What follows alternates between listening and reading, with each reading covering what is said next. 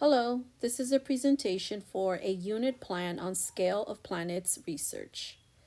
The time frame for this interdisciplinary unit plan is 1 week. It's designed for 6th grade and the subject areas covered are math, science, and language arts. In math, students will be converting decimals into percentages, and the rationale as to why this is important is because it's an essential standard in 5th grade and a skill they will utilize throughout their educational careers. For science, the students will be comparing objects in the solar system. Therefore, this will require critical thinking skills. The rationale as to why this is important is so that students develop a deeper level of understanding as they analyze or evaluate information. Lastly, language arts. In language arts, students will be conducting research and citing evidence. This skill is important for many reasons. Students will need this skill throughout their educational careers and for some, throughout their professional careers. Students need to possess the skill of citing correctly in order to prevent plagiarism. Unit rationale. The students will conduct research to determine the distance and or circumference of an assigned planet and compare it to Earth. The unit standards are listed. The math and language arts come from the Common Core state standards, and the science standard comes from the next generation science standards. The goals for this unit plan, or what I'm trying to accomplish, is for students to know how to research and cite their sources, and for students to apply their knowledge of converting decimals to percentages. Now, moving on to the essential questions. And the essential questions are questions that will require students to analyze and critically think about their answers, such as the question that reads, why is it important to understand the elements that make up the world around us? This is a type of question that obviously requires more than a yes or no answer. Now, moving on to the scope and sequence of the lesson plan. So, the objective for lesson number 1 is for students to be able to properly cite information and provide evidence to support their argument. So, for lesson 1, the students will start with a warm up. So, what they're going to do is use Padlet to answer a question, and the question is going to be, what is a reliable source? Then will be direct instruction, in which the teacher will explain what a reliable source is. She will then show options of finding reliable sources, and then she will introduce different search engines, such as Google Scholar or World Book Online. That will then lead us into group practice, where the students will find or practice finding sources. Then independent practice, where students will pick one source and explain why it's reliable. And to finalize our lesson, the students will have an exit ticket in which they will introduce their reliable source.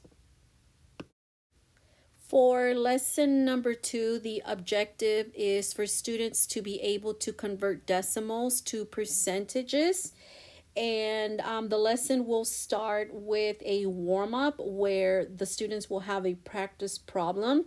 That will then lead us into direct instruction, where the teacher will show a problem, and she will show it by modeling and thinking aloud. Then we will transition into group practice, where the students will be practicing in groups, and afterwards will be independent practice, where the student will practice converting a decimal into a percentage. And then finally, the students are going to have an exit ticket where they will have to convert 0.67 to a percent. For lesson number 3, The objective is for students to be able to compare the sizes of two celestial objects. And for this particular lesson, the students are going to have an investigative question in which students are going to be discussing within their groups. Then that will lead the students to apply the skills that they learned in lessons 1 and 2. And then students will take out math notes and do some earth research. And then the teacher will then proceed by modeling conversion examples. And then to close out the lesson, the students are going to begin to work on the earth section of their presentations. For lesson 4, the objective is for students to be able to convert percentages to decimals, whereas in lesson 2, they were converting decimals to percentages. So for lesson 4, the students are going to start with a warm-up practice problem, followed by direct instruction in which the teacher is going to model and think aloud.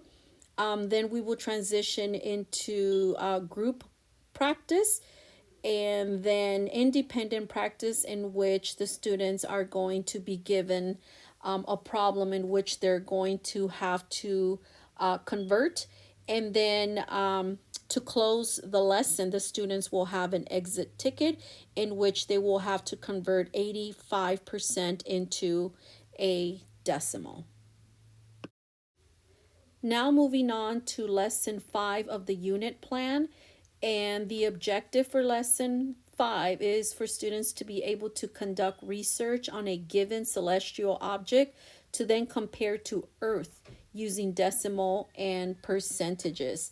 So for this lesson, the teacher will conduct research comparing the size and scale of the sun and the earth.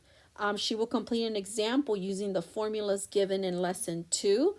Then conduct a research according to the guidelines given in lesson 1. That then we will transition into the students getting into their groups.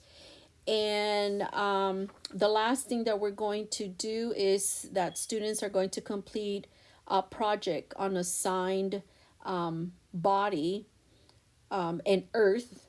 And students may show how to communicate their results. They can pick whatever method they want to present, whether it's making a poster board, Google Slides, PowerPoint, or making a model.